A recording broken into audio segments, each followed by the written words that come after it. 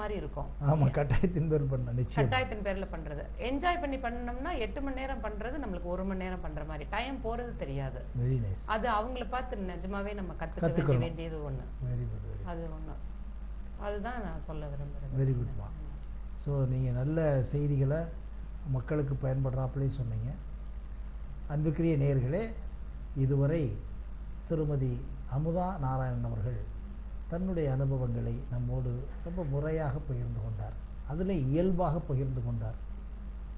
நம்முடைய இந்திய நாட்டின் மகள் அவர் அங்கே சென்றாலும் கூட கொஞ்சம் கூட எந்த விதமான விஷயங்களிலும் அனாவசியப்பட்டு விடாமல், அதே நேரத்தில் அமெரிக்க நாட்டினுடைய சில முக்கியமான விஷயங்கள், குறிப்பாக டைமிங், அதே மாதிரி பிடித்தால் 100% மேலே இன்வால்வ்மெண்ட் பண்ணி செய்வது, அப்புறம் மிக முக்கியமான ஒரு விஷயத்தை நம்மோடு பகிர்ந்து கொண்டார்.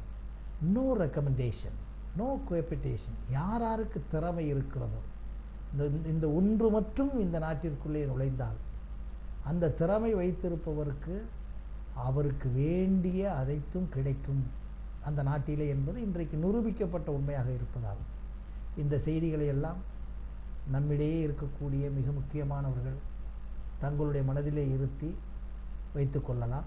அது மிகப்பெரிய அளவில் இருக்கும். இதை காட்டிலும் இன்னொரு விஷயம் இறுதியாக சொன்னார்.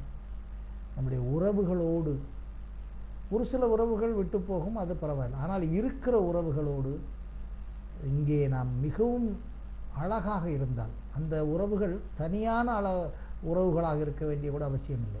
இருக்கிற உறவுகள், அதுவும் நம்மோடு உணர்வோடு இருக்கக்கூடிய உறவுகளிலோடு நிச்சயமாக இருக்க வேண்டும் என்பதை குறிப்பிட்டால் நிச்சயமாக நல்ல செய்திகள்.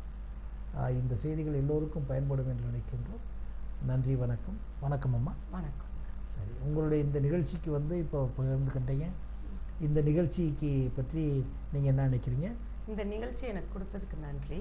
இதோட நான் இன்னும் ஒன்று கூற விரும்புகிறேன். என்னன்னா, எனக்கு அமெரிக்கா போறதுக்கு வாய்ப்பு கொடுத்து எனக்கு திருமணம் பண்ணி, எனக்கு தகப்பனார் 14 வயதிலே எனக்கு இறந்து விட்டார்கள். ஆனா இந்த வாய்ப்பை எனக்கு கொடுத்து எனக்கு கல்யாணம் பண்ணி வச்சது என்னுடைய சகோதரனும் என்னுடைய தாயும்.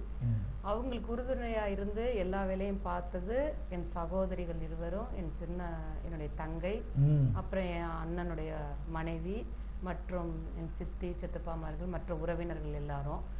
அதுக்கப்புறம் நான் அமெரிக்கா போனதுக்கு அப்புறம் எனக்கு உறுதுணையா இருந்து என்னை இந்த அளவுக்கு கொண்டு வந்தது என் கணவர், என் குழந்தைகள், அவங்க எல்லாருக்கும், மற்ற என்னுடைய உறவுக்காரர்கள் எல்லாருக்கும் நன்றி தெரிவிக்கணும்னு நான் ரொம்ப ஆசைப்படுறேன். அதோட இந்த வாய்ப்பு அளித்தமைக்கு ரொம்ப நன்றி. நன்றிம்மா.